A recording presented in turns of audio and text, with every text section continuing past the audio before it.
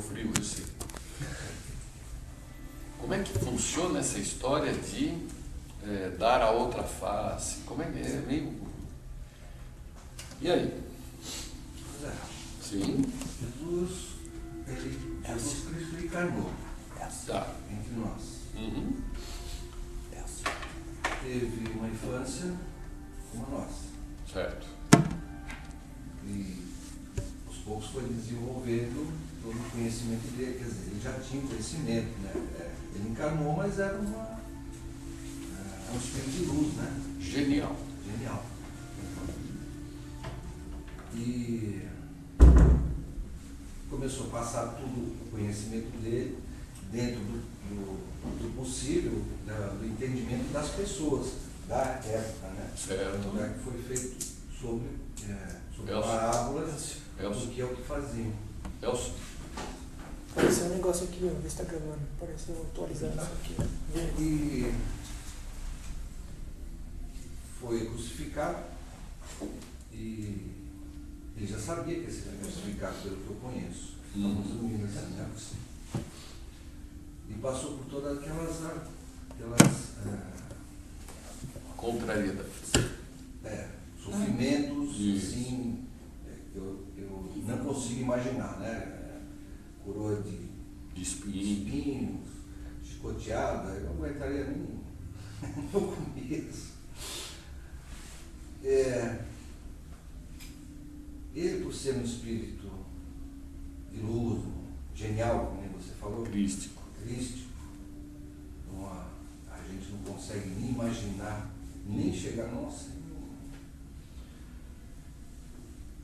Será que chegou a sentir dor? Sentir aquela... Realmente, não colocando que ele sentiu dor, né? Que ele sentiu... Mas a dor dele, eu acho que era mais interna com ele mesmo, né? Do que a dor do corpo, né? Eu digo porque... Eu acho que é o inverso. Porque uma pessoa, assim, passar por aquilo, eu conseguia assim uma vez. Então, mas eu acho que não tinha dor íntima nenhuma. Não tinha. Não. Tinha dor física. Agora, ele não fez nada de errado, ele sabia que tudo aquilo que ele estava passando não era justo e ele estava cumprindo o papel dele. Né? O que é o papel dele? A gente, assim como a gente não consegue imaginar Jesus, né? A gente não consegue imaginar os significados de Jesus, né? As lições. Né? Então a gente vai algumas coisas a gente vai percebendo. Uma delas é assim: se ele tivesse desencarnado de qualquer outra forma, nós não seguiríamos ele do jeito que seguimos. Né? Por quê? Porque se ele tivesse desencarnado de qualquer outra forma, você ia achar alguém na Terra que teria passado por um sofrimento maior. Portanto, alguém sempre falaria: mas ele é que ele não passou pelo que o outro passou. Então, faz sentido todo esse sofrimento pelo qual ele se deixou submeter ao sofrimento físico, né?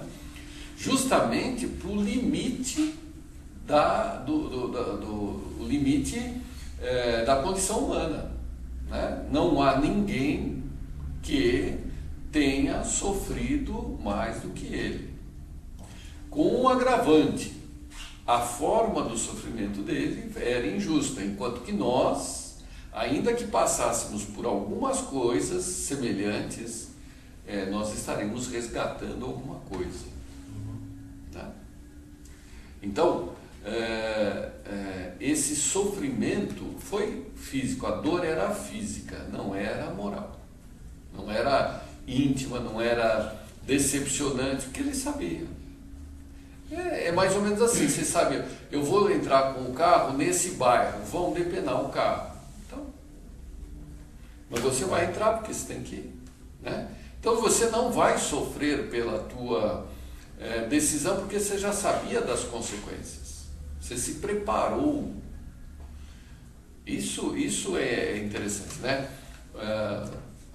todo o calvário pelo qual Jesus passou foi precedido por um período de reflexão no deserto.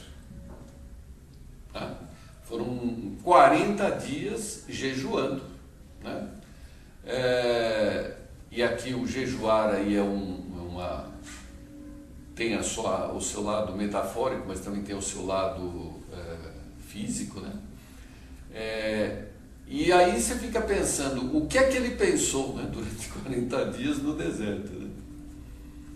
Se te puserem para pensar, né, você quer, eu tinha um amigo que ele falava assim, você quer me impor, mas meu pai era muito ruim, meu pai me castigava, sabe o que ele fazia quando eu aprontava? Ele punha para eu pensar. E depois ele perguntava o que é que eu tinha pensado. Eu queria que ele tivesse me dado uma surra, mas não fizesse isso. Quer dizer, põe o cara para pensar, você vai pensar 1 hora no que você fez. E depois você vai contar para mim, você vai ter que pensar tudo o que você pensou e tal. Esse é o... Né? Então, se puser gente para pensar, é melhor bater. Você imagina alguém pensando, refletindo por 40 dias, né? E esse hábito, essa prática foi acompanhada por uma série de outros seguidores, pensadores. Quer dizer, essa reflexão é que provavelmente dá força, né, para o espírito. É como se fizesse um repasse. Eu não sei porque eu nunca refleti, né? Nunca sentei assim. Jejuar, quer dizer, o que é jejuar? Na verdade, você abrir mão da própria matéria que está à tua volta. Você nem comer, você come porque aquilo não te atrai, você nem lembra dele, né? Então, todo esse realinhamento para passar alguma coisa, então, é óbvio que ele estava preparado. Ele se preparou, né? Tanto quanto a gente também se prepara para as nossas provas. É que a gente não percebe essa preparação, mas ela também acontece. Então, o sofrimento dele era de natureza física, né? Que para quem olhasse, e para quem, olha, você hoje não consegue assistir o filme mais do que uma vez, até hoje nos choca. Não choca? Tem algumas situações que a gente fala, não muda de canal, não quero ver. Não é tão chocante assim. Mas não tem nada demais. Para mim tem. Então eu não quero. Paixão de Cristo, principalmente, né? Oi? Paixão de Cristo, né?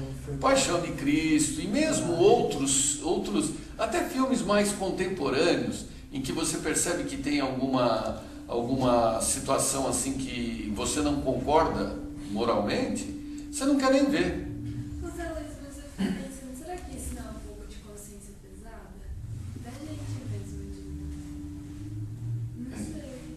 Porque assim, com relação a todas as injustiças e atrocidades, assim, eu também não consigo ver alguns filmes assim, porque eu fico muito em choque. Filme de guerra, eu sou proibida de assistir desde pequena, porque também tem a questão espiritual também. Então eu acabava sendo muito influenciada. E aí eu fico pensando se é um pouco de consciência pesada, espiritualmente falando mesmo. Pode ser. Essa perturbação que causa na gente. Mas tudo bem, a perturbação eu acho que tem um componente espiritual muito forte, né? Mas a sensibilidade, às vezes, de solidariedade, isso já denota algum tipo de contrariedade com a situação, né? Você vê às vezes não precisa nem ser um filme chocante, mas um filme sensível, uma injustiça, uma situação em que você chore num filme porque você está solidária com a personagem que está sofrendo aquilo, né? Isso é alguma coisa que denota algum tipo de sentimento. Não é uma perturbação necessária. Perturbação, sim, nessas situações mais difíceis, né? E tem o sentimento de culpa e tudo mais. Então, né, mas as reflexões que nós teríamos que fazer, elas ainda são muito primárias, muito pobres, né? Muito pobres. Então, quando a gente, né, no fim das contas, a gente cai sempre na mesma tecla, né? Se você for olhar a tua vida, né, então você quer galgar alguma profissão, alguma posição social, você estabelece, enfim, os teus objetivos de vida aí, só que chega uma hora que você fala, também se conseguir, não conseguir, né, faz parte, o que mais você gostaria? Gostaria de falar mais uma língua, estudar isso, estudar aquilo, então você sabe o que vai fazer? Não, eu sei, eu vou fazer assim, vou fazer assado, mas se não acontecer na vida, não vai mudar muita coisa para mim. E aí você fala, bom, então, pelo que você está empenhado, né? Eu estou empenhado, aí é difícil, estou empenhado em me melhorar. E me melhorar significa eu deixar para lá, eu pedir perdão para o fulano de tal. Me dá essa prova que eu acho que eu vou tentar o concurso de novo. Né? Não, mas você não precisa... Né, aquela brincadeirinha que a gente contou, aquela piadinha que a gente contou aqui, né? Ou você se empenha nas suas coisas materiais, ou você se empenha na sua conquista pessoal, né? Que nem lá do judeu que achou uma lâmpada, esfregou a lâmpada, apareceu um gênio, e o gênio falou, bom, peça o que você quiser. Ele falou, rapaz, eu já sou rico, eu tenho tudo, eu não preciso de nada. Aí ele falou, mas se você não pedir alguma coisa, eu vou ficar preso a você, você não vai me libertar. Ele chegou e falou assim, puxa, mas faz o seguinte, né? Tá aqui o mapa, me resolve o problema de Israel e da Palestina. Aí o gênio olhou, pensou e falou, rapaz, isso aqui, essa questão tem séculos, você não tem outra coisa, né? Aí ele falou assim, outra coisa? Ele falou, já sei, vai lá na cozinha e deixa a Sara linda. Aí o gênio foi lá, daqui a pouco ele falou, ô Moisés, empresta o mapa de novo, né? Dá esse mapa aqui, é mais fácil eu resolver a questão da Palestina do que deixar a Sara linda.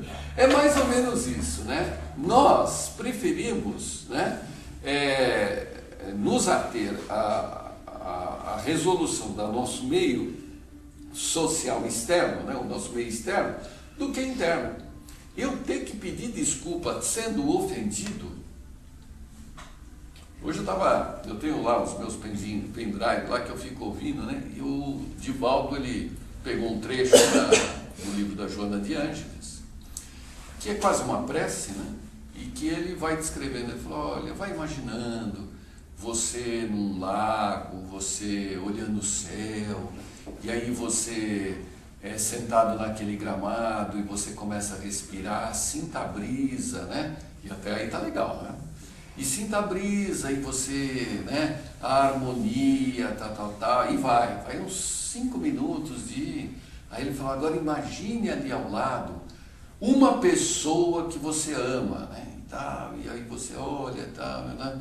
Agora, imagine uma pessoa com quem você tenha um problema, o seu inimigo. E aí você vai falar com ele. E aí você está vendo a expressão dele fechada. E aí você tenta pegar na mão dele e ele se esquiva. Aí você tenta pegar no ombro, né? Mas aí você olha para ele e fala, eu não queria te ofender, me desculpe não, me perdoe. E você abraça ele. E aí você entra nessa história, daqui a pouco você está imaginando quem que você... Agora, tinha uma fila, né? No meu caso, tinha que fazer aquele beijamão lá, porque era um negócio complicado, né? Tem bastante gente. Aí você entendeu todo o processo psicológico da Joana de Ângeles? Quer dizer, primeiro ela te colocou no paraíso. Né? Primeiro ela te colocou do lado das pessoas que você ama. E depois ela te coloca nessa questão de oferecer a face, a outra face. que mesmo você sendo ofendido, eu vou trazer o texto, né? Você tem que pedir perdão.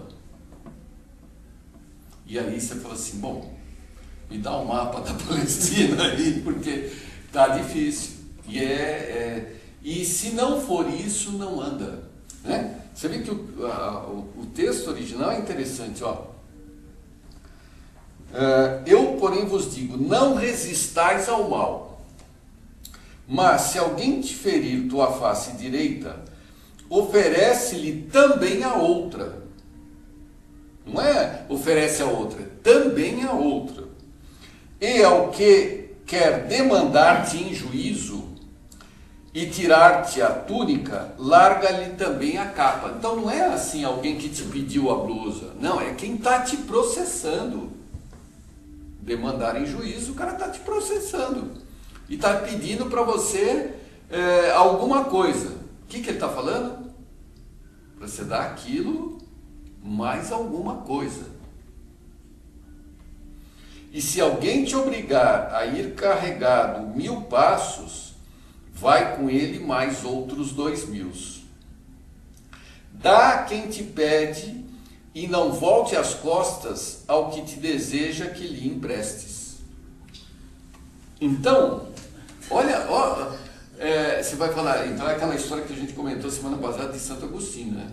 Quer dizer, Jesus ele não quer que você pare passo. Não, ele quer mais. Mais quanto? Muito mais. Quanto? Casas Bahia, dedicação total a você, é o limite. É o limite.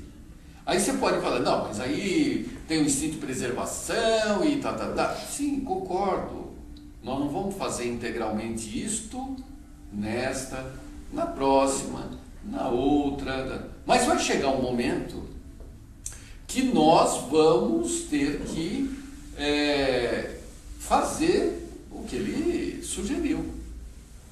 Vai chegar uma hora que você vai ser acometido por injustiças e vai ter que estar tudo bem. Vai ser tolhido de alguma ofensa e vai também oferecer mais.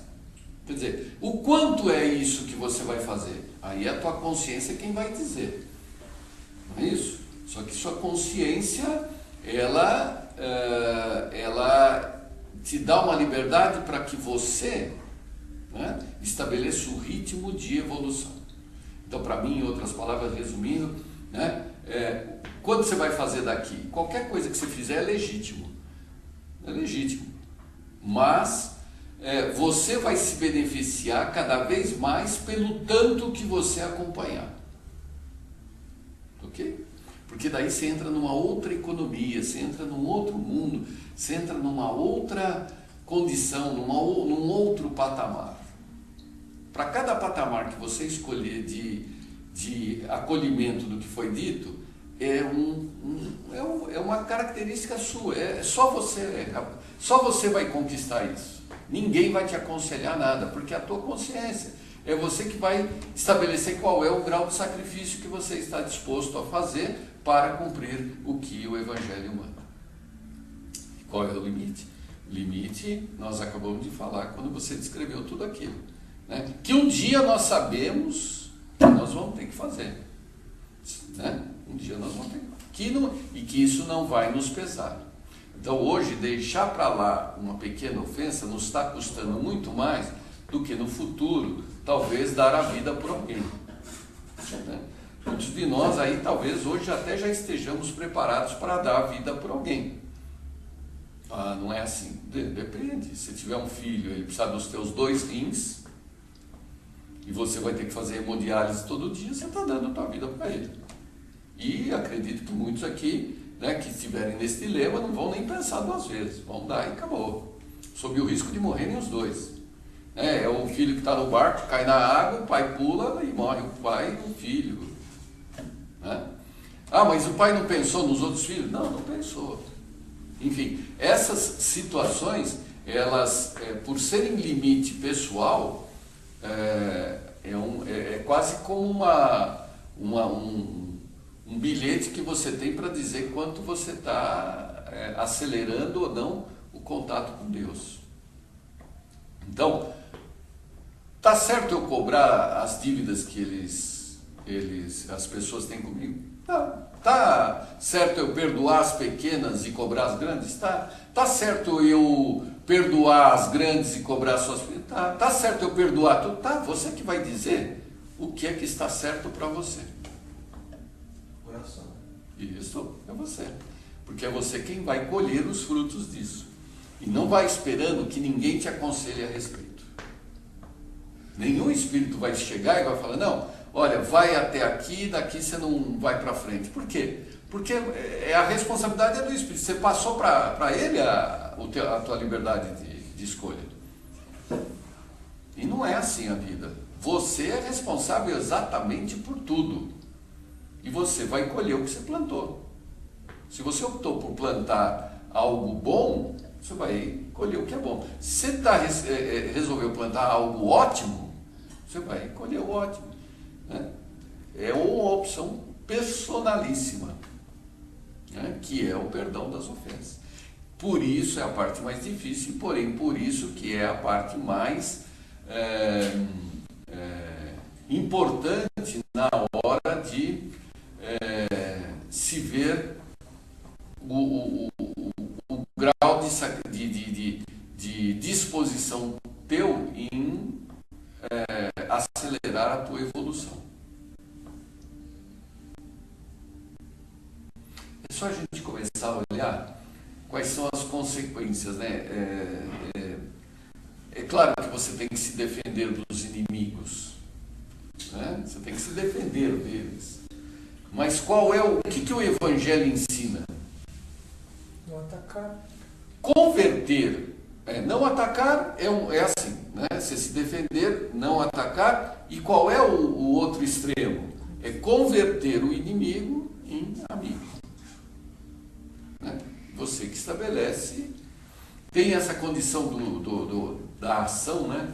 É muito interessante que num duelo, o agressor, tá? O agressor, quem age, por agredir, ele estabelece uma série de ligações com a espiritualidade inferior que independe até da situação.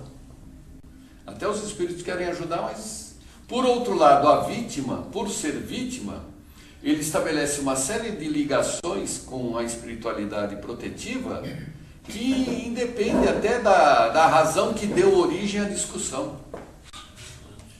Espera só um pouquinho, mano.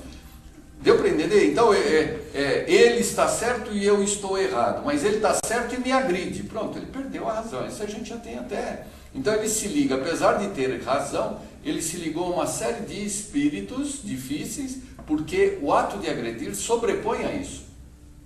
Da mesma forma que eu, por não reagir ou por me vitimar, eu estabeleço uma série de identidades com espíritos nesse sentido. E apesar de eu ter dado causa à agressão, aquilo não me é tão grave quanto a própria agressão.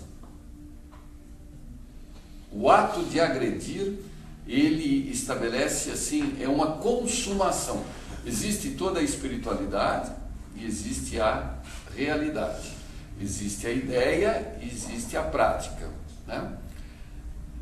As ideias, enquanto opções, enquanto alternativas, têm uma força, mas agora, quando aquilo é realizado, é materializado, é consumado, é como se você gravasse em pedra.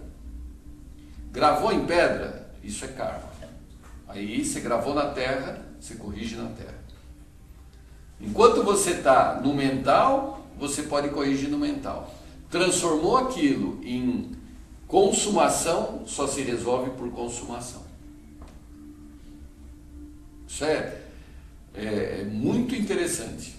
É muito interessante. Então, por isso que muitas vezes é melhor você não fazer do que fazer errado.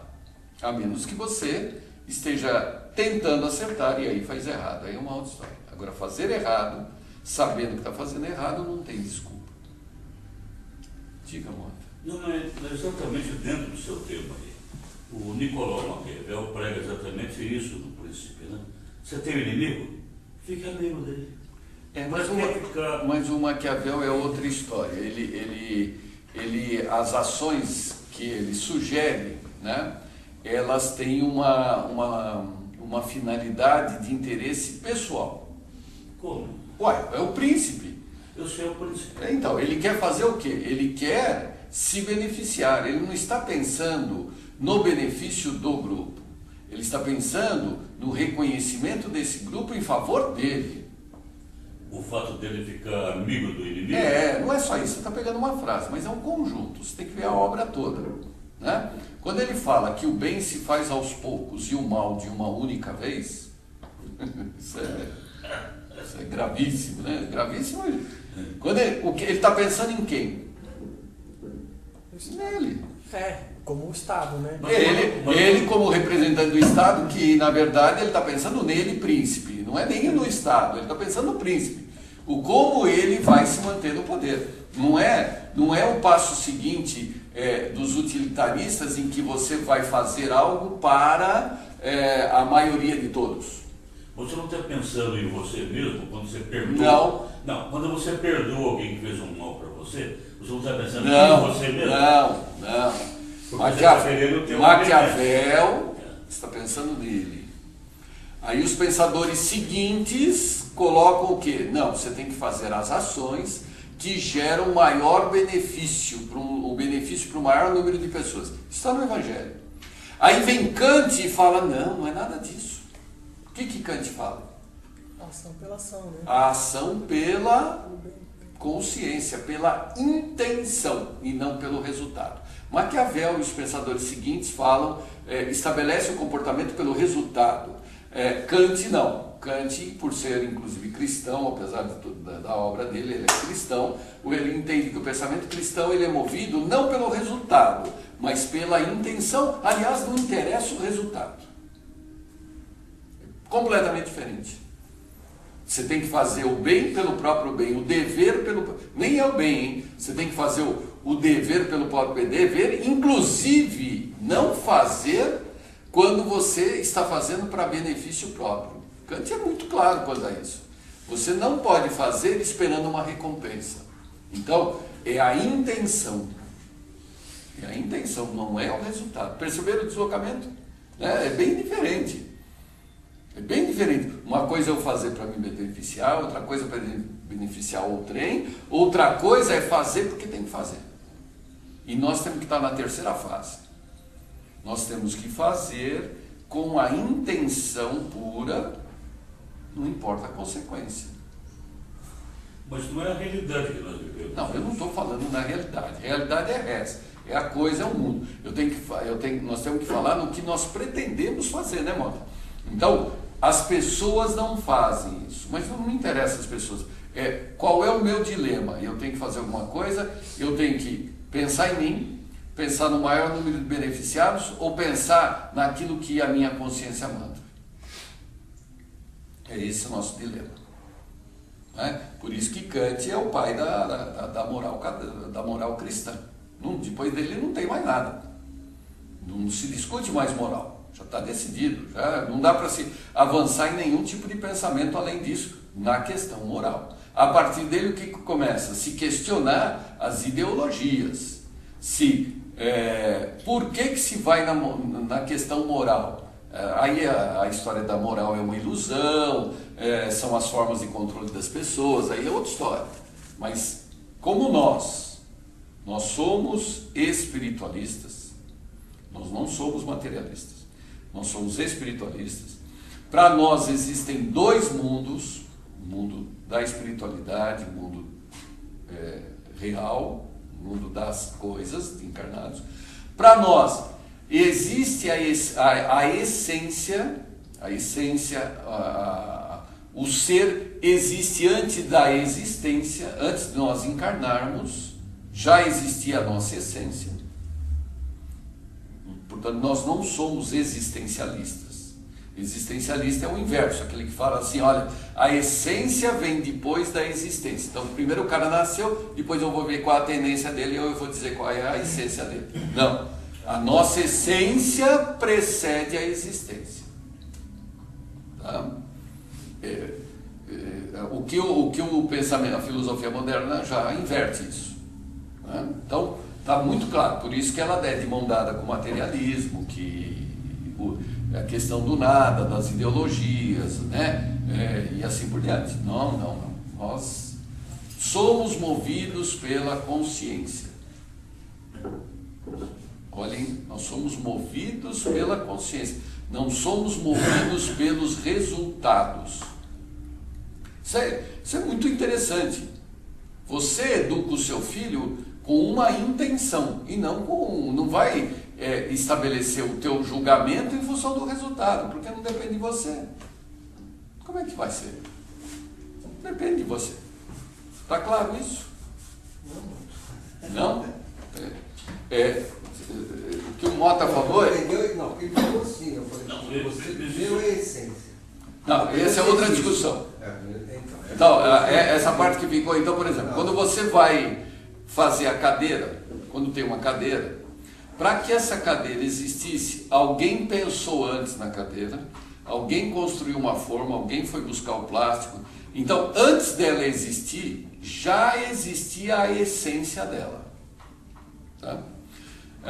Uma couve-flor, que é o exemplo do Sassi, uma couve-flor, ela existe porque ela é fruto de uma série de sequências da própria natureza que estabelece a sua existência. Então, a essência da couve-flor é antes da existência. Então, a essência na natureza precede a existência.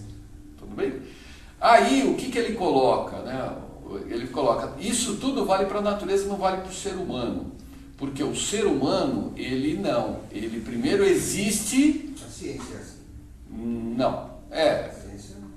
Primeiro ele existe e depois eu vou ver qual é a essência. E assim hoje se ataca todas essas ideologias que falam, uma mulher, ela se pinta porque ela tem uma natureza feminina. Então os caras querem matar. Não, que história é essa de natureza feminina? Eu não sei nem qual é a essência da mulher, não tem uma natureza feminina, uma natureza de mãe. Por quê? Primeiro ela nasce, depois eu vou ver qual é a tendência. Esse é o existencialista. Então a essência vem depois da existência. Nós não. Existe essência de mãe? Existe. Existe essência de pai? Existe. Antes de encarnar, você tem a tua programação. Logo, você tem toda uma conduta esperada de você. Você foi preparado para aquilo. Tudo bem? Mas antes dessa essência, eu também já fui pedra. Mas aí não. Então, mas aí você não foi homem. Não, certo. Mas até chegar ao homem, já existia. Sim, mas a partir da condição de homem.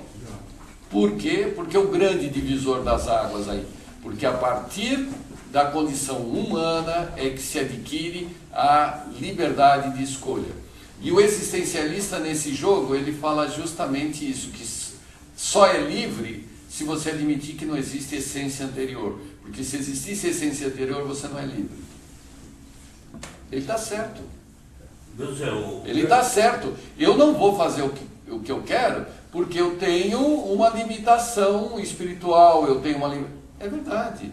Eu não faço o que eu quero porque eu estou seguindo o Evangelho. Está certo? É isso mesmo e é assim. Para nós. Ok? Bergson, pensador inglês, ele diz o seguinte: eu sou eu e a minha consciência. Fora da minha consciência, eu nada sou. Eu sei, mano, mas você está pegando frase solta. Esse pensador, eles falam toda na questão da consciência, e eles entram todos no empirismo, e eles falam que as coisas não se sustentam, que está tudo solto. Isso tudo para entrar numa lógica para desconstruir Deus. É isso. Né? Tanto que você pega lá Kant, a crítica à razão pura, você vai ler e você não vai entender nada. Por quê? Porque você não é. Sabe por quê? Porque você não leu Berkeley. Porque ele estabeleceu a razão matemática e a razão da física. Então, o Kant estava respondendo Berkeley. Você não leu Berkeley, você não vai entender nada. Agora, para ler Berkeley, você tem que ter lido John Locke. Só que para você ter lido John Locke, você tem que ter lido os pensadores Tomás Agostinho. Então, se você pegar a coisa solta, tem toda uma sequência. É desenvolvimento do pensamento mesmo.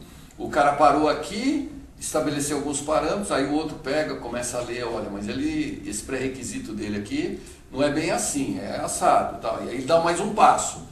E assim vai, até que chega uma hora que nessa árvore toda, alguns trilham por um caminho diferente, usando simplesmente a razão, tentando se libertar de qualquer coisa externa. Por isso que caiu no materialismo, caiu no existencialismo, etc. Nós não, nós temos mas então quer dizer que eu sou espiritualista por acomodação? Pode ser. Pode ser. Porque você não refletiu. Se você começar a refletir muito, talvez você chegue, puxa, eu não tinha pensado nisso. Será que esses caras não têm razão? Por isso que é uma forma de distinção intelectual. Os caras falam assim, todos esses vinculados à religião são pessoas medíocres que não refletiram, não estudaram. Que se você for estudar mesmo, um pouquinho mais, você vai perceber que esse negócio de religião não dá certo não. Esse negócio de Deus já morreu. Não é assim nas faculdades? Vocês que estão nas faculdades hoje é isso. Ai de você, se você defender uma ideia espiritualista, pior ainda se for religiosa. Quer dizer que você não leu, você desconhece. Você não lê um pouco. O cara vai falar, faz o seguinte, vai ler um pouco, os pensamentos pós-modernos, depois você vem falar comigo. E aí você fica, puxa. Então aí você cria um negócio maluco, porque eu venho no centro espírita, lido com o espiritualismo, me sinto bem, mas eu não entendo muitas vezes porque não faz essa mescla, Então você trabalha com água e óleo, não se mistura. Não, se mistura, só dá um pouquinho de trabalho, mas você consegue identificar. Tudo bem? Então, nós temos alguns paradigmas, sim. E não... por que é assim? Porque é assim. É assim. Agora, por que nós entendemos assim e esses ditos intelectuais, eles não enxergam dessa forma? Porque eles se permitem algumas variações de comportamento e de pensamento que nós não passamos. Nós não entendemos assim. E graças a Deus, desse Deus que até eles questionam, que nós temos essa consciência aí que nos direciona, que é quem joga o foco de luz aí no nosso inconsciente que nós corremos atrás. Uma dessas coisas que nenhum pensador moderno, qualquer coisa que o valha, tal, não sei o que, fez, é este comportamento. Como é que eu vou perdoar? Por que eu vou perdoar? Por que eu vou dar outra face? Não faz sentido. Não faz sentido. Racionalmente, não faz sentido. E não faz mesmo. Agora, por que você oferece outra face, você não cobra a dívida e você dá apesar de ter sido injustiçado? Por que vocês fazem isso? Porque a gente tem fé de que é o melhor caminho. Você tem fé. Você tem fé, então não é razão. Se não é razão, é sentimento. Sentimento. Você se sente bem. Você se sente bem. Se você perdoar uma dívida, você pode ter tido o prejuízo que for. Se você perdoar, deixar para lá, você se sente bem com você. Não tem lógica nenhuma. Você não consegue explicar. O cara chega, mas por que você fez isso? Não, mas eu não estou entendendo. Olha, chega uma hora que você fala assim, eu me senti bem, eu vou fazer assim porque eu quero. Ou não é assim? Você vai explicar uma decisão de perdão? Só se você caminhar na linha da própria pactuação na mesma religião. Perdoe porque você sabe, nós temos que perdoar. Agora, se a pessoa não tem o mesmo pensamento que a gente, eu perdoei porque eu quis. Mas você é burro. Então tá bom, então eu sou burro. Mas você vai fazer isso, você vai fazer aquilo? Vou. E aí vem as críticas racionais. Porque é assim mesmo, por isso que você está nessa situação, porque você não cobra ninguém, porque não sei o quê. Não é assim? Tanto do teu sócio, quanto da tua mulher, quanto do teu marido, não é assim? É assim. Por quê? Só quem praticou por ser personalíssimo é que sabe o que sentiu. Por isso que, muitas vezes, o marido não entende porque a mulher deixou para lá com alguma pessoa, alguma situação, e vice-versa. É personalíssimo. Cada um sabe o que sente. Por isso que um dos casais defende incondicionalmente os irmãos, que são seus cunhados, e você tem uma opinião completamente diversa deles, porque sente-se, não se pensa a respeito. E sente-se porque é outro mundo. Pensa-se se for na Terra. Nós não temos que ser simplesmente racionais. Se fôssemos só para sermos racionais, aí ia ser complicado. Não é. É para que a gente atue com os sentimentos. Tudo bem? E o perdão é essa chave. O perdão é essa chave. Só eu falei, vocês não falaram nada. Eu admiro, Zé, essas pessoas. Eu acho que a gente está no espiritismo, na maioria das vezes. Eu tenho muito para mim isso claro, né, pessoalmente falando. Eu admiro quem é materialista, ou se diz ateu, ou não sei o quê, e ainda faz o que é correto, porque acha que deve ser correto. Tem que fazer. Eu admiro muito. Se eu fosse ateu ou materialista, eu iria ser virado. Por isso que Deus sabe que eu seria dessa forma, então me deu a oportunidade do espiritismo para eu saber que eu devo fazer porque eu devo fazer, não porque se eu fosse agir de acordo com as minhas tendências, eu não ia nunca aceitar, eu ia ser comunista radical, ia ser, sabe? Porque, se o mundo está posto aí, por que o cara é daquele jeito e eu nasci então com menos oportunidade? Não, isso, se é tudo dessa forma posto, a criação é um acaso, então eu vou buscar o que é meu do jeito que eu acho melhor, eu tô só tenho essa vez. Exatamente, então eu tenho muito claro para mim que o espiritismo ele veio para pegar, acho que essas pessoas, fora algumas exceções de pessoas que têm já um desenvolvimento moral, mas para pegar essa galera que não iria fazer o que é certo pelo que é certo, não ia, ela ia se desvirtuar, então ele mostra, fala, mas tem esse lado aqui, você não entende tudo, mas segue porque é o melhor, então aí a gente acaba seguindo porque a gente não é espontâneo ainda, quem sabe mais algumas encarnações isso se incorpore, mas... E no texto você lembra que ele fala assim, jogue as vistas no futuro. Que futuro? Exatamente. Futuro além da morte. Então, qual um dos pilares da doutrina? Trazer os mortos para dizer o futuro. Certo? Trazer os mortos para falar do futuro. Coisas que os pensadores não têm. Então, se tivessem, pensariam de outra forma. Né? Nós temos a informação do que acontece no futuro imediato. Né? Nós sabemos o que vai acontecer logo que a gente desencarnar e a gente sabe o que vai acontecer depois que a gente desencarnar, reencarnar, desencarnar, reencarnar e assim sucessivamente. José, dentro do tema seu por que as dívidas, não dívidas materiais que nós temos, elas jamais são perdoadas? Você tem que purgar uma hora até... Quem falou para você isso? É o que eu tinha aprendido aqui, né? Então você está dormindo nas aulas. Você tem que pagar. Você está dormindo nas aulas. Não, não estou dormindo. Não. Se você tem uma dívida com alguém, você vai ter que pagar. Não há meio de você ser perdoado. Alguém falou isso aqui alguma vez? Alguém falou? É só mudança moral aqui que vai fazer. Eu acho que é a consciência que cobra. E tem que pagar assim. A cobrança é nossa mesma. Não tem que pagar na mesma moeda, você pode fazer de outra forma. Isso, você tem que se transformar mentalmente. Se para se transformar mentalmente você vai ter que pagar como você sofreu, é uma coisa. Agora, se você se transformar mentalmente, voluntariamente, se antecipando a reparação, você não precisa passar por aquilo. Mas é uma forma de pagamento. É uma forma de resgate, sem dúvida. Não é resgate, a preocupação de Deus não é do resgate. Qual que é a preocupação de Deus? A sua transformação. O resgate, os recursos são infinitos, ele cria o que ele quiser. Ele não está preocupado se você levou essa cadeira de mim e você vai devolver na outra vida. Isso é irrelevante. O que ele está preocupado é se você vai continuar levando cadeira. Só isso. Ele quer que você mude o ato de subtrair a cadeira. Se você mudar esse hábito, pouco importa a cadeira.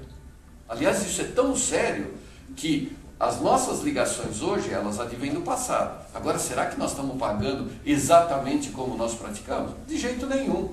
Se eu tirei a vida dele para pegar a mulher dele e o negócio, e depois eu venho pai e filho, onde é que está aí a igualdade da devolução? Não tem nada a ver uma coisa com outra. Só tem alguns pontos materiais. Agora, o que faz a gente conviver intensamente, isso não faz parte da causa. Então não é exatamente assim, mano. Mas tem que pagar e é aquilo lá. Você tem que se transformar mentalmente. Para transformação, se tiver que pagar do jeito que é, vai ser. Não, esse pagar aí que eu falei é figurado. Não, é figurado. Você tem que se resgatar, como você falou, resgate. Então, agora, existe só uma forma de resgate? Não, existem infinitas formas. Não é uma forma só, um jeito só. Não, são infinitos. Você pode resgatar sorrindo. Você pode resgatar, nossa, sem perceber. Um jogador de futebol, um artista, está resgatando. E ele está feliz naquela condição. Alguém que está, uma mãe dedicada, está resgatando. Um advogado que consciente está resgatando. Um delegado aí é mais difícil. Mas, não, se vocês forem perceber, o policial é um negócio complicado. Todo mundo é contra o policial, mas na hora que você tem um problema, quem é que é o limite de proteção? O policial. Então, não é assim, não gosto de PM e tal. Não, tudo bem, mas espera aí, se não tiver, como é que vai ser? Então, todo mundo tem o seu papel, dá para ser feliz nesse papel, está resgatando um passado e de forma até agradável. Nem sempre, né? Nem sempre, mas a exceção já justifica a regra. Né? Quantas pessoas não sentem bem se fazem da profissão um motivo até de satisfação? Não é? Caramba. Fez tudo certinho. Nossa, o cara fez tudo certinho. O cara ele está com a consciência tranquila. Em qualquer que seja a profissão dele. E olha, não se preocupem, nós ainda vamos ter milhares de profissões diferentes. Porque o manual da FUVEST não passa de encarnação para encarnação. Então vão ter outras profissões, você vai fazer outras coisas. Você vai mudar de profissão muito. Muito. Olha quantas coisas você tem que aprender. O que eu falei outro dia. Você pega um homem e uma mulher. As características, toda a manifestação feminina, inclusive de aparência, cuidado com a aparência, a roupa, os detalhes, o que pensa, é completamente diferente do que o homem pensa. A mulher pensa em muitas coisas simultaneamente, mas são coisas mais simples, porque ela tem muitas tarefas na casa, né? Ela tem que cuidar de filho, então ela está preparada para pensar 1000 coisas ao mesmo tempo. Homem não, o homem só pensa uma coisa de cada vez. Mas só que ele pensa uma coisa que é onde é que ele constrói a casa, é no topo da montanha, não pode ser na curva do rio que vai perder. Ele tem que saber onde é que ele põe a casa e onde é que ele vai buscar comida, então é uma coisa de cada vez. São coisas estruturais, não é? Não é água e vinho? Um dia você vai ser mulher e um dia você vai ser homem. Vai trocar os papéis, não é só profissão. Mas vai demorar isso, né? Sempre preocupado. Eu também espero. Eu quero. Dá pra pular essa mesmo? Mas olha para o espírito, hein?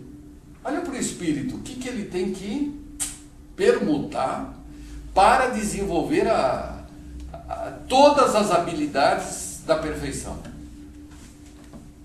Então, qualquer besteira que a gente esteja se apegando aqui é besteira.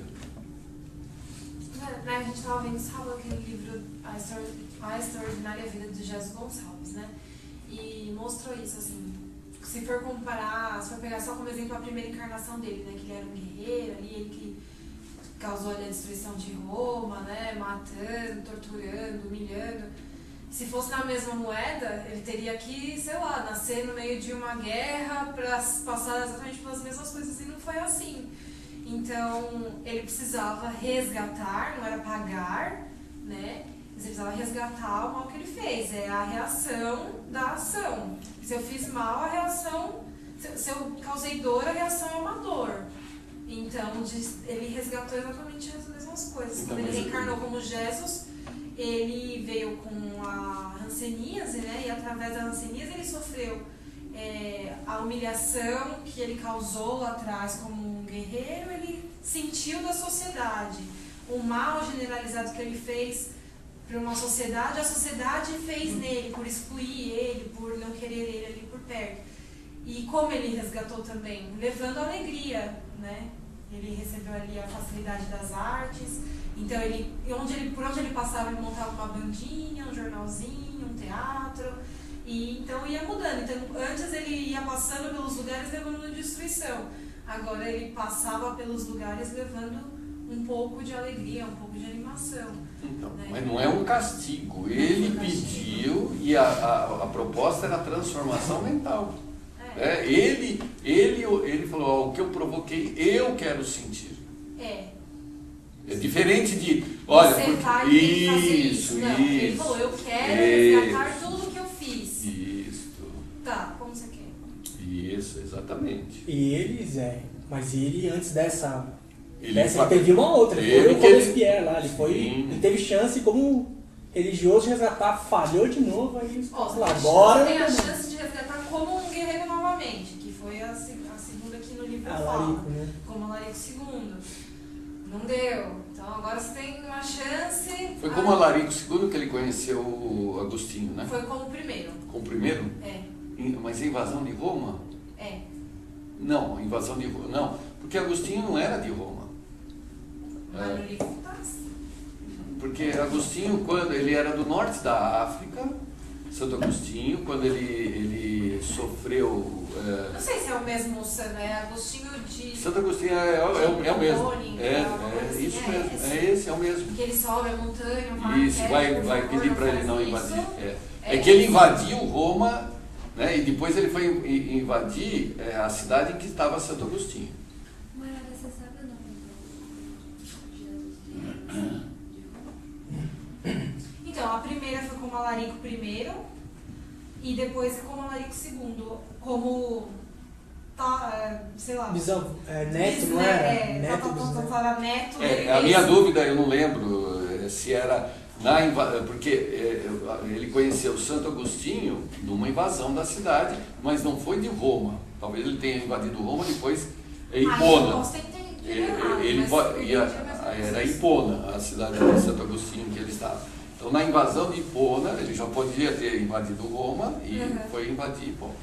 Agora, a minha questionamento... Porque o que mostra é que eles tiveram essa conversa, ele estava acampado para começar a invasão. Isso. Ele vai lá e conversa, depois ele destrói. Depois que Agostinho morreu, porque o Agostinho estava doente.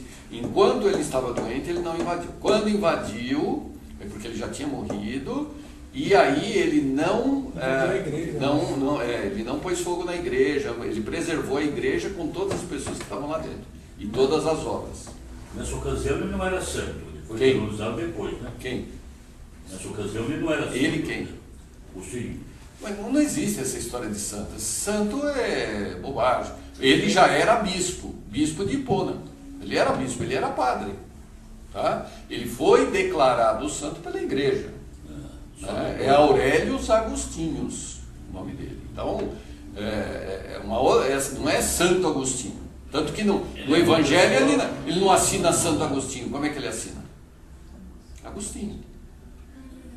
O termo santo, então, é convencional da Igreja Católica. A igreja é fantástica. Não tem essa. Nós não tratamos como santos. Né? São Luís, que aqui está, é uma referência, por quê? Porque não como por ser santo, mas por ser o Espírito que orienta, e é particularmente uma forma de demonstrar que um rei poderia ser declarado santo. Porque São Luís foi rei da França.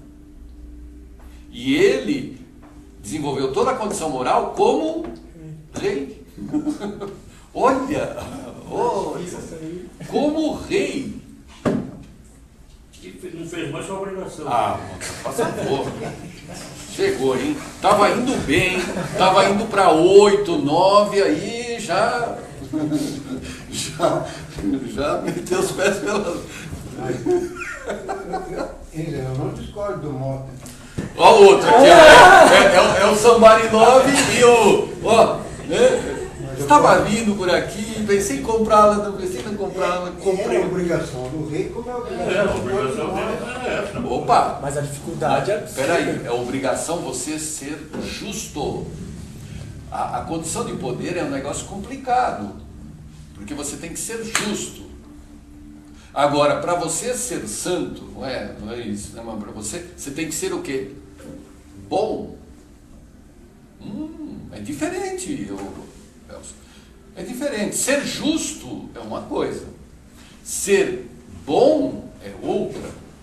Então, é isso que eu digo. Era obrigação do rei, como é obrigação nossa também. Mas de sermos o quê? Então Então aí que ser tá. bom. A obrigação nós temos o quê? De pelo menos ser justos. E o caminho certo, de modo que fique... Aliás, é isso. Você pegou dois conceitos interessantes. A nossa obrigação é ser justo. No mínimo, é o mínimo. Isso é o mínimo. Né? E se queremos ser perfeitos, melhorar, temos que ser bons. Justo é a natureza na lei de Italião. Você fez assim, você vai pagar assado. É o justo. Agora, ser bom é você converter o resgate numa outra forma de que não seja penalização. Nós não conseguimos ser justos, Elcio. Nós confundimos isso. Bondade com justiça. A gente mete os pés pelas mãos. Você pode falar, o brasileiro é um povo religioso. A religiosidade do brasileiro estava vinculada à sua espiritualização maior. Um dia eu falei isso, tomei uma chamada do seu Zezinho. Falei, quem disse que os brasileiros são mais desenvolvidos? Nada disso. Mas o Brasil, o coração do mundo. Aqui, as pessoas, elas são justas. Você pode até criticar a Europa por ser materialista, os asiáticos, tal, né? Mas eles são mais justos, disciplinados do que nós. Como é que é? Né? Bom, nós temos a tendência de sermos misericordiosos, aí é uma outra história, de perdoar. Até eu concordo. Né? Nós não somos justos para perdoarmos os outros. Basicamente por quê? Porque a gente quer ser perdoado. Por que o processo não anda? Por que o cara faz? Por que a justiça não tem processo que o cara faz tal, e o cara não vai para a cadeia? Porque o juiz, você percebe isso claramente, ele não... Vamos deixar para lá isso aqui, vamos minimizar, vamos... Isso está dentro mesmo da cultura. O juiz não é justo, ele é bom. É isso aí. Ele é misericordioso. Quando ele condena um homem a morrer na forca... Não é isso não. Não pega esse exemplo. Pega uma coisa. Não, isso não. Aí você já... Eu estou falando, você vai... Perde tudo, certo? Porque não tem como... De nabo não sai sangue. O que quer dizer isso? Ninguém dá o que não tem. Eu tenho a obrigação de ser bom? Eu não consigo nem ser. O mundo, como é que eu vou ser bom? Eu sou tão complicado que para cumprir as minhas obrigações já é difícil. Como é que eu vou ser bom? Então, nesse sentido que eu digo que não é uma obrigação, né? O próprio exemplo que você deu do Jesus Gonçalves, ele tentou, e ele sabia que ele não ia aceitar Jesus, até a espiritualidade sabia que ele não ia aceitar Jesus naquela encarnação, que ele ainda tinha que passar alguma coisa para na outra ele aceitar Jesus, porque não ia sair. A obrigação a gente teria de ser bom na criação, tá? Já no primeira encarnação. A gente foi acumulando uma série de quinquilharias, né? Não tem a obrigação de ser bom nessa encarnação, mas na vida não tem. Sim, o objetivo de vida, sim. Nem de vida, de existência. Isso, eu estou pensando não. na obrigação. É que nós falamos do São Luís, ele falou, ele é rei, mas ele tinha a obrigação de ser bom. Opa, pênalti. Quem? Enoch. Nem você é, Mota. Nem você é. Como é que você quer que o rei seja? Nós temos a obrigação. Não, você não foi. Então eu tenho que admirar quem tinha tudo para não ser e foi. Aliás, Jesus Quem não... detém o poder tem a obrigação de ser bom. Tá bom. Eu vou parar aqui, hein? Jesus, uma vez alguém chamou ele, né, de bom mestre, ele falou que não era bom, era só Deus. Né? Realmente ele falou isso. Só uma coisinha. Acompanhando o Jesus Gonçalves, então quando ele era guerreiro, ele fez muitas atrocidades, né? Todo esse mal que ele fez pelo caminho, tudo bem, ele resgatou. Mas essas pessoas que ele prejudicou? Encarnariam nesse também os companheiros de guerra dele, que ele influenciou aos ataques. Foram muitos dos que ele reencontrou nas diversas colônias de Hansenias onde ele ficou. Então, de uma certa maneira, antes eu desviei, agora eu vou reeducar, né? Mostrar um outro caminho. Ele matou muita gente. E essas outras, ele mudou muito, de muitas cidades, ele morou em muitos lugares. Desde pequeno ele assim, se sentia inquieto de ficar no mesmo lugar. Então, em cada cidade que ele visitava, então, tinha essa coisa das apresentações. Então, quando você está numa apresentação, você fala para muitas pessoas. Ele não reparou naquela coisa, né, de encarnar como irmão de cada um que ele prejudicou, mas de alguma maneira ele pôde trazer uma coisa diferente. Compensou. E aí, assim, quando a gente coloca aqui, escuta aqui na casa, de que todas as pessoas, exatamente todas as pessoas que estão vinculadas na sua vida, aquilo não é por acaso, eu fico pensando nisso. De quantas existências a gente teve, de quanto mal a gente tenha prejudicado. Então, de fato, cada ato que a gente faz hoje vai influenciar no futuro e é fruto do passado, né? Porque ele realmente, ele não encarnou em cada família de novo e como irmão de cada um que ele prejudicou. Né? E aí eu fico pensando por exemplo, a minha profissão já, né, praticamente está demarcada, eu vou ser professora. Qual que é a responsabilidade de ser uma professora? Quantas cabeças eu vou influenciar, quantos jovens? Então, o que cada aluno está vinculado ao meu passado dessa forma? Todos. Então, todos, né? Por quê? Né? Então, é muito dessa forma. E não é só nessa encarnação. Sim, não é. Você entendeu? Você é professor, por exemplo, eu dava aula para 2.000 pessoas por semana. 2.000 pessoas por semana. Durante décadas. Quantas pessoas? Por quê? E é só nessa encarnação? Não, o Espírito falou, você vai ter que dar aula até o final da vida. E eu nego, eu pulei fora. E não adianta. Isso aqui é o que quer. É uma aula para mim. Não, mas já está tudo de boa agora aí pra gente. Eu não acho. Não, Da sua parte, da minha não. E a mediunidade também é uma coisa dessa, né? Porque às vezes a gente acha, tem um espírito. Não. Um espírito vai ter uma fila com vários outros que talvez tenham o mesmo problema e também talvez a gente tenha essa conexão. Precisa só tomar cuidado que assim, não tem infinitos obsessores, né? São quase sempre aquele grupo que você fica, né? É um caldo, né? Então, a família é grande. Né? Muito bem. Nós estamos no capítulo 33, né? Em que eles estão vindo para a Terra por um outro caminho. Né? E aí, nós andamos bem pouquinho também na outra vez, vamos continuar a partir daqui. Com 4 horas de locomoção estaremos na crosta. Reparem as sombras que nos rodeiam. Identifiquem a mudança geral.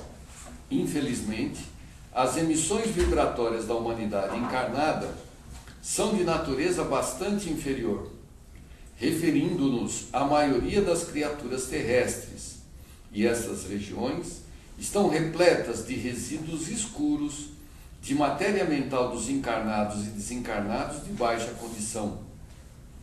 Atravessaremos grandes zonas não propriamente tenebrosas, mas muito obscuras ao nosso olhar. Daqui a 2 horas, porém, encontraremos sinais da luz solar. Nossa peregrinação, francamente, foi muito pesada e dolorosa, e somente aí avaliei de fato a enorme diferença da estrada comum que liga a crosta ao nosso lar e aquela que agora percorríamos a pé, vencendo obstáculos de vulto. Imaginei comovido o sacrifício dos grandes missionários espirituais que assistem um homem, compreendendo então quão meritório lhes é o serviço e como necessitam disposições especiais e extraordinário bom ânimo para auxiliarem as criaturas encarnadas de maneira constante. Os monstros que fugiam à nossa aproximação, escondendo-se no fundo sombrio da paisagem, eram indescritíveis e, obedecendo a determinações de Aniceto, não posso ensaiar qualquer informe nesse sentido, a fim de não criar imagens mentais de ordem inferior no espírito dos que, acaso, venham a ler essas humildes notícias. Muito bem. E aqui era, eu acredito aqui que era este ensinamento que o Zezinho se pautava constantemente, né? Ele, naquela época, ele não deixava a gente ler certos livros. Não porque o livro tivesse alguma informação que não fosse verdadeira. Era porque poderia o quê? Criar figuras mentais que nos acompanhariam e seriam prejudiciais ao nosso estado mental. Não seriam espíritos, né? Mas imagens, só imagens da nossa que a gente queria. É como você assistir um filme, né? Em casa a gente mudou a operadora, né? Porque a Grécia é aqui, né? Quando acaba o potinho, né? Então acabou caindo lá no canal do CSI, uma coisa assim, aqueles de crime. Gente, as imagens que, se você bobear, você está alimentando ali, é um processo complicado. É complicado. Coisas que você estão fora da tua rotina, né? Você está convidando para entrar na tua mente. E fica aquilo, né? Tem um filme, né, pior ainda, esse eu não consigo ver nem a chamada. Eu não consigo nem ver a chamada. Então, tira, muda, para, nem... Por quê? Porque não precisa. Não precisa. É um malefício voluntário que você está fazendo. Olha, isso tem 30, 40 anos, né? Então, a pessoa chegava aí, e a pessoa tinha câncer, né? O que o seu Zezinho fazia? Não confirmava. Não falava. O seu Zezinho, por quê? Porque se falar, a pessoa se imanta naquilo e aí ela tem a cura dificultada. Enquanto que se ela não pensar a respeito, aquilo pode até tomar outro caminho. Infelizmente, né, os nossos médicos foram implantando, até hoje, declaradamente, a primeira coisa que você faz, estou com dor aqui, bom, vamos fazer um exame aí para ver se tem algum tumor. Eu cheguei, olha, eu estou meio tonto assim, não, vamos fazer uma tomografia da cabeça para ver se tem algum tumor. Gente, só estou tonto. Então, mesmo que você não tenha, você já fica preocupado se tem. E olha o cuidado do espírito, a gente nem descreve os espíritos dessa figura para que vocês não criem imagem quando lê o livro. Deu para entender a responsabilidade? Por isso que nos últimos 10 anos, eu acho que eu não vou precisar exatamente, mas nos últimos 10 anos nós mergulhamos no lodo.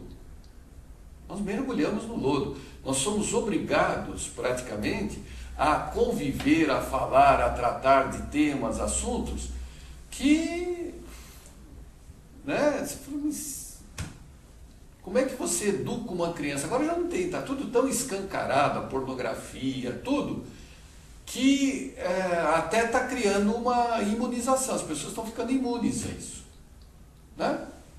Expôs tanto que está imune. Então eu vejo assim, meu filho, né, ele fala umas coisas que mas ele já introduziu aquilo no que é jocoso e perdeu até aquela conotação que nós mantínhamos, né?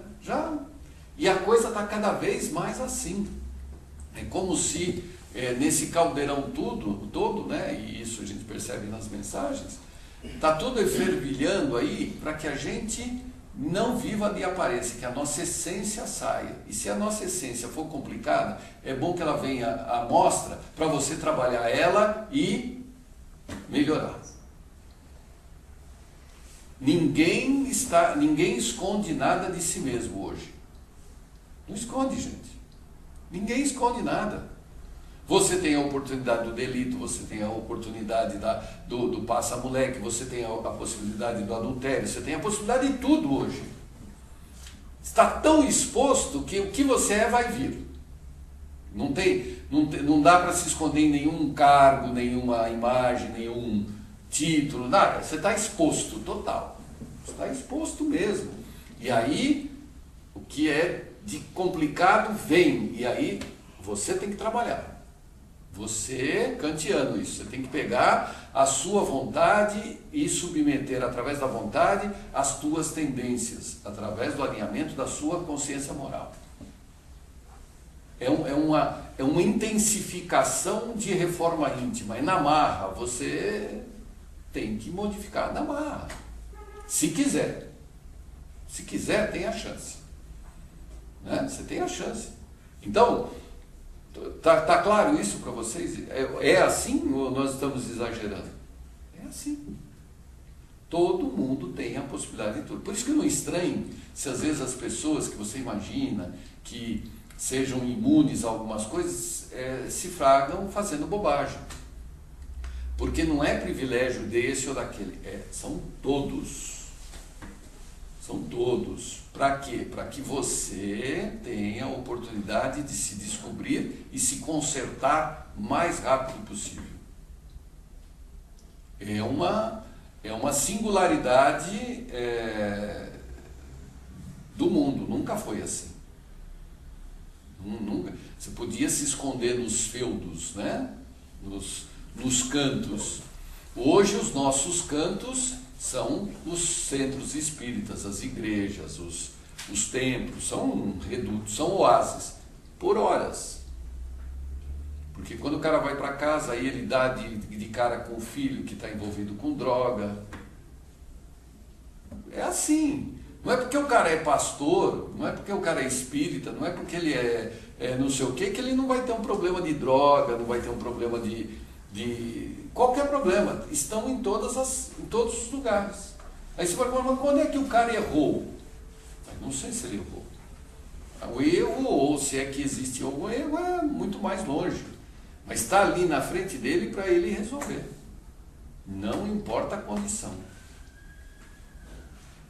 Isso é interessante. É para se analisar e cria-se uma solidariedade em que aí você percebe assim, bom, eu tenho que agir certo para que eu não vire um lugar comum. Porque para fazer o que todo mundo faz, é a coisa mais fácil. É a porta larga. Né? A tua satisfação está em fazer diferente, mesmo porque você tem as tuas vistas, as consequências de tudo aquilo onde vai dar. Tudo aquilo. Qualquer ato que alguém pratique, que você... Qualquer situação, desde um clipe que ele se apropria no trabalho que não é dele, até sair num happy hour com a secretária, qualquer coisa. Você tem, desde o comecinho até aqui, você sabe quanto vai acabar. Você sabe. Você tem vários. Tinha um caso de uma moça que eu ia lá no escritório, né? E estava numa situação que separava, não separava o marido, ela e o marido tinham um negócio próspero, muito bom. Era uma coisa relativamente simples, mas que deu certo, a ponto deles conseguirem uma condição de vida boa, assim, 2, 3 casas, carro e tal, e ele espírita. Né? E eles, de repente, o cara, ele começou a se envolver com uma funcionária, que ela era estonteante, né?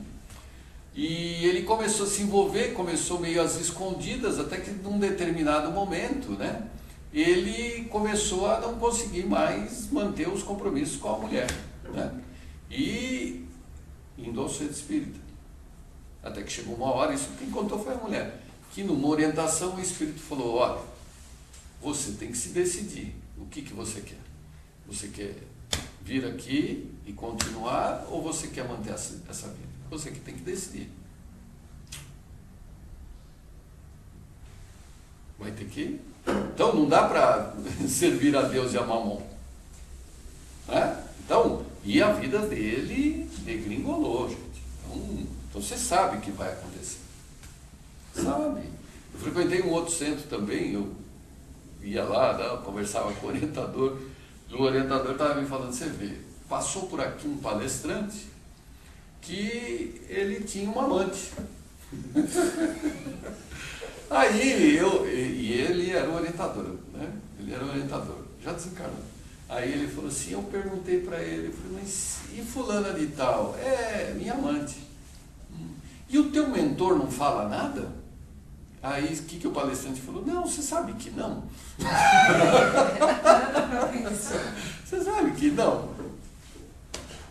Né? Então, veja, não é... Todo mundo está exposto a tudo e cabe a cada um, sem se preocupar com o outro, fazer as próprias decisões e se manter cada vez mais próximo daquilo que ele acredita. E ele tem todas as possibilidades, tanto para acertar quanto para errar. E quando é que ele vai acertar? Que você vai falar, ele acertou. Quando ele desencarnar. No dia que ele desencarnou, aí se dá para dizer se ele acertou ou não.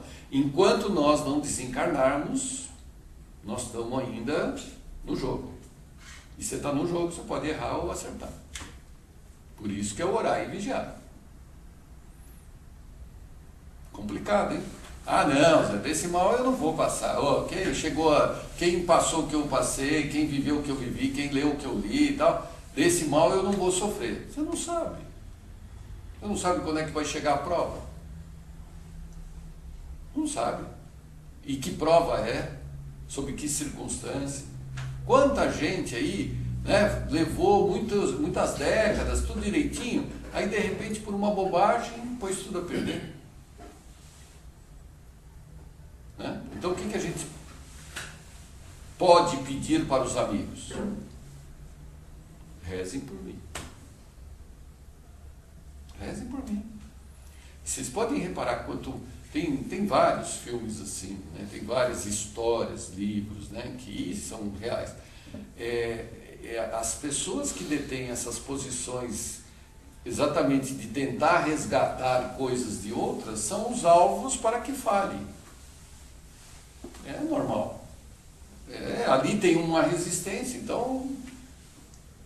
você imagine um dirigente espírita, um pastor, um padre, o alvo que ele não é dos espíritos que querem derrubar aquele trabalho. Precisa de prece? Claro que precisa. E ele é santo? Não, é o contrário, ele está ali porque ele quer ser santo, mas ele não...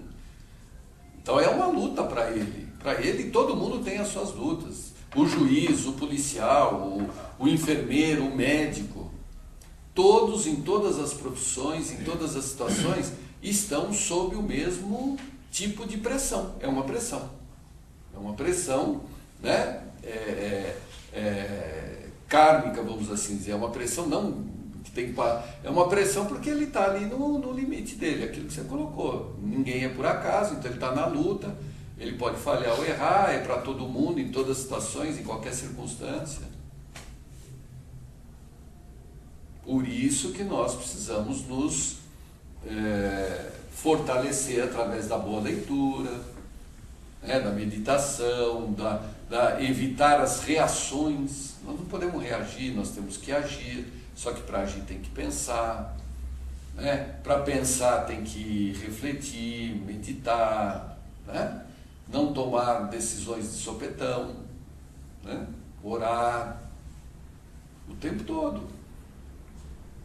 Não tem um que a gente atende ligação lá no escritório, que está claro qual é a situação, o momento de vida que ele está passando. Você vê, está evidente,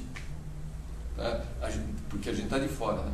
Então a gente vê por que ele está passando aquilo, assim, você não sabe exatamente a história, mas você sabe o que ele precisa aprender daquela história.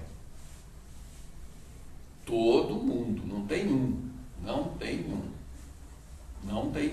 Ninguém está passando férias. Ninguém está com cartão de imunidade. Todo mundo está enrolado.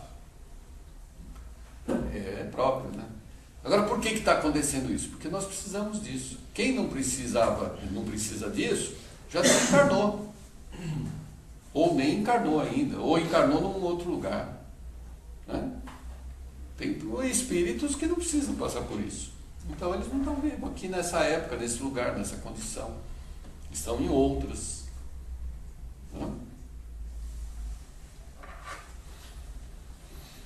Então, cuidado com as nossas imagens, a fixação de imagens. Né? E bobear, você cai. Então, use de todos os recursos possíveis, né? Principalmente recursos de mídia hoje.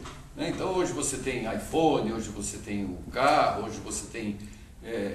você escolhe o filme, você escolhe o canal, você escolhe o livro. Hoje você tem a liberdade total para escolher, até música, você põe lá música, você não está bem. O Cláudio sabe quando eu não estou bem, quando eu ponho música erudita. Minha mulher, lá vem as musiquinhas. Por quê? Porque eu preciso da música, porque senão eu vou... vamos tentando aí. Não quer dizer que a gente acerte, mas a gente está tentando. Só para fechar esse capítulo. No horário previsto por nosso orientador, começamos a vislumbrar de novo a luz do sol, como se estivéssemos em madrugada clara. O espetáculo era magnífico e novo para mim. Calor brando começou a revigorar-nos. Aniceto fixou o quadro maravilhoso dos raios de luz, atravessando as sombras, e falou de olhos úmidos. Agradeçamos ao Senhor dos mundos a bênção do sol. Na natureza física é a mais alta imagem de Deus que conhecemos. Temo-lo nas mais variadas combinações, segundo a substância das esferas que habitamos dentro do sistema. Ele está em nosso lar, de acordo com os elementos básicos de vida, e permanece na Terra, segundo as qualidades magnéticas da crosta. É visto em Júpiter de maneira diferente, ilumina Vênus com outra modalidade de luz, aparece em Saturno noutra roupagem brilhante, entretanto, é sempre o mesmo, sempre a radiosa sede de nossas energias vitais. Vou parar aqui. A luz que chega na Terra é a mesma luz que chega em Júpiter? Não é a mesma. Quando a gente fala em luz, a gente define luz como radiações que vão do vermelho, alaranjado, amarelo, verde, azul, anil e violeta. Isso é luz. Existem radiações acima do violeta, que é ultravioleta, e abaixo do vermelho, que é infravermelho. Então a luz que chega em Júpiter, é a mesma? É. Agora, chegam outras radiações além da luz, vindas do Sol? Sim. Eu enxergo? Não. Os animais enxergam? Alguns. Chegam mais do que essas radiações. Aliás, a gente costuma brincar assim, né? Numa parede inteira, o que a gente vê de luz equivale à grossura do dedo. Então, de tudo que vem do Sol, essa parede inteira, uma linha, imagina uma linha, e eu ponho a grossura do dedo. Isso aqui é luz. Mas estão vindo muitas outras coisas que eu não enxergo, que a gente não percebe, né? Mas que começa que os espíritos percebem. Ele percebe o quê? O que está acima ou abaixo do dedo. Tá? Então o Sol emite muito mais coisas do que a gente vê. E olhem, de tudo que ele emite, 95% bate e volta na atmosfera, só 5% que entra, e desses 5% eu só aproveito de 3 a 5%. Você está falando na Terra. Na Terra. Na Terra. Isso não tem a ver 95% bate e volta. Para o Sol, Volta para o espaço. Não entra na atmosfera. Não entra por causa da atmosfera. os filtros. E é uma barreira mesmo. É a atmosfera. Quando está furada essa atmosfera, que é o buraco de ozônio, lá a camada de ozônio, aí entra muita coisa. Certo? Mas a grande maioria bate e volta. Só entra uma parte. E dessa parte, uma parte eu enxergo. E dessa parte que eu enxergo, só 5% que eu aproveito na agricultura, de 3 a 5%. Produção de milho, 5%, floresta, 3% para fotossíntese. Tudo bem? Então, esse Sol que bate no nosso lar é o mesmo Sol nosso. Só que as radiações que são sensíveis aos habitantes do nosso lar são diferentes das radiações que nós captamos. Eles estão vendo outra faixa. Diga. Então, eu ia te falar o seguinte: nessa estrada que eles estão percorrendo para chegar aqui na crosta terrestre, ele cita esse caminho que é Serra do Mar, vai. muito difícil, né? E eu estava admirado assim, que ali o Sol, quer dizer, aquela matéria que a gente sabe que não é igual a daqui, é diferente daquelas montanhas, lá do caminho, né? O Sol não estava passando ali, né? Era uma região escura. Então aquela matéria obstruía a luz do Sol, Isso. naquele ponto onde eles estavam. Perfeito. Apesar de ser uma matéria diferente da que nós temos. Perfeito. Porque ela está impedindo aquelas radiações para aquele meio sensível. É semelhante a você sair de São Paulo e ir para Santos e vice-versa. Você vai pela Imigrantes, você vai pela Serra do Mar a pé. Mas em todas elas tem neblina, tem cerração. E o Sol não passa mesmo no meio da cerração. Se você chega aqui em cima, tá sol, beleza. Entrou na serra, não bate sol. Aí chegou lá no litoral, pode estar batendo sol. Eu faço uma analogia mais ou menos isso. Mas não dessa luz aí. Daquela radiação que é sensível àquele meio. Okay? E é nesse sentido que ele fala que Júpiter vê de outra forma, Vênus de outra forma, porque os habitantes são sensíveis a outra faixa. Então, por exemplo, em Marte, né? Tem vida em Marte. Você vai falar isso para qualquer cientista, eles vão dar risada até você não aguentar mais. Por quê? Porque já mandou sonda, não achou nada. Não achou nada. Se achar água é muito. Mas tem cidades lá que são mais desenvolvidas que as cidades daqui. Zé, isso é a história da carochinha, né? Mas por que nós não estamos enxergando? Porque eles ocupam uma outra faixa de vibração. E os nossos equipamentos só captam essa faixa. Essa que a matéria gente- grossa. Aliás, A nossa matéria só vê aquilo que a gente. Só que é feito daquela da o nossa aparelho só vai captar daquilo que foi feito o aparelho. Não acha vida porque está procurando uma vida igual a nossa, né? Zé? Essa aulinha que ele deu aí, apenas um parágrafo, né?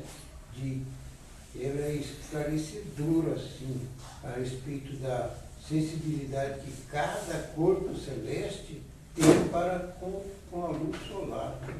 É o mesmo Sol que irradia, mas cada um percebe diferente. Isso aí. Isso dá uma aula aí para mais um parágrafo. Então, o que sai do Sol não é só isso que a gente percebe. Aliás, isso a física já sabe disso. Saem bombardeios de neutrino e antineutrinos, são partículas subatômicas, que atravessam a Terra. Está passando aqui, ó, neutrino, antineutrino. É como se a gente não existisse. São partículas subatômicas. A Terra é transparente a isso. Só que elas atuam em todos os átomos. Se bater, provoca mutação, pode provocar variação, porque a partícula Mas o subatômica... neutrino seria o que? Uma partícula material? Partícula material. Ela é do núcleo dos átomos. São do núcleo do átomo. Isso é partícula subatômica. Mas é material. É material. Mesmo assim é transparente. Você lembra da experiência de Rutherford? A experiência de Rutherford mandava partículas alfa por uma lâmina de ouro. Partícula alfa é radiação, ela é pesada e positiva. Ele punha uma lâmina de ouro, eu vou trazer aqui os filminhos, porque eles estavam querendo descobrir como é que era o átomo. E aí o Dalton falou, o átomo é uma bolinha de gude, maciça, pesada, indivisível. Então o que Rutherford fez? 1800, um pouquinho depois de 1820. Ele pegou uma lâmina de ouro porque você deixa bem flexível, não quebra, pôs aqui e jogou partículas alfa, que são de material radioativo, que ele já sabia que eram pesadas e positivas. Então imagine a cena, hein? Um feixe de 10 mil elétrons, de 10 mil partículas alfa, batendo numa parede de ouro. São partículas físicas. Partículas físicas, pesadas e positivas. Tá? Carga positiva. E estou mandando numa parede cheia de partículas ali compactas. O que você espera que aconteça? Vai explodir. Todo mundo achou que ia bater. Ia bater e voltar. Todas passaram. Pouquíssimas desviaram. E muito menos ainda voltavam. Algumas voltavam. Para cada uma que voltava, 10 mil passavam. Então não tem parede nenhuma. Então o átomo é um grande vazio. Foi daí que Rutherford estabeleceu que o átomo... Então ele passa nos espaços existentes. Isso, passa no vão, que a eletrosfera é o grande vazio. Na verdade, aquela parede ali é porosa. Completamente. O núcleo é uma bola no centro do campo de futebol e o resto do átomo é o campo. Um prédio de 10 andares, você vai lá no 5º andar, põe uma cabeça de palito de fósforo para fora, é o núcleo. O resto é a eletrosfera, é o grande vazio. Só que o núcleo é pesado, porque quando bate nele, volta. E ele é positivo, porque quando passa perto dele, desvia. Mas é pequenininho. É pequeno, pesado e positivo. Esse é o átomo, é um vazio. O neutrino e o antineutrino é uma partícula subatômica. Do núcleo ainda é um pedacinho, o antineutrino. É uma partícula. Tem mais de 100. A gente achava que só tinha próton e nêutron aqui no meio. Só. Tem mais de 100 partículas subatômicas. Mais de 100 hoje, a gente sabe. A partir de 1900... Elas existem dentro do núcleo. Elas formam o núcleo. Elas formam o núcleo. Elas são o núcleo. Que na verdade não é... Aquele próton, ele não é sozinho. Ele já é constituído de um monte de partículas subatômicas. O nêutron não é um. Ele já é uma composição de várias partículas subatômicas. Então esse neutrino ele vem, passa aqui pela gente. Mas um ou outro pode bater, não pode bater? Que nem a parede do Rutherford lá de ouro. Quando você faz a prece, o que os espíritos falam? Que você se alinha às forças cósmicas, à natureza divina, e através das radiações eles realinham, inclusive, a sua constituição física.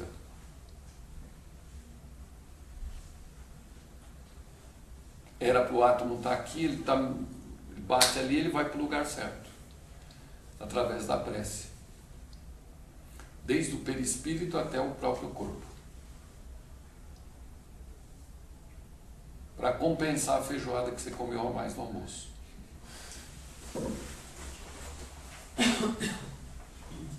Tudo bem?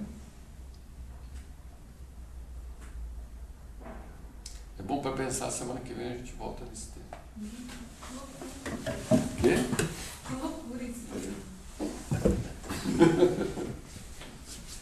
Você faz